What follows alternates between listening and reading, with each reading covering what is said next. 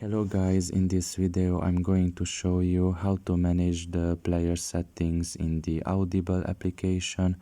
The first thing you need to do is enter the app. Once you're done with that and you are in the home page, you should look at the bottom of your right corner and there you will find your profile. Press on it. And now you should look at the top of your right corner and there you will see a settings symbol. Press on that as well. And here you can see in the app settings section, you can see the second option, which is player. Press on it. And you can manage here the player settings.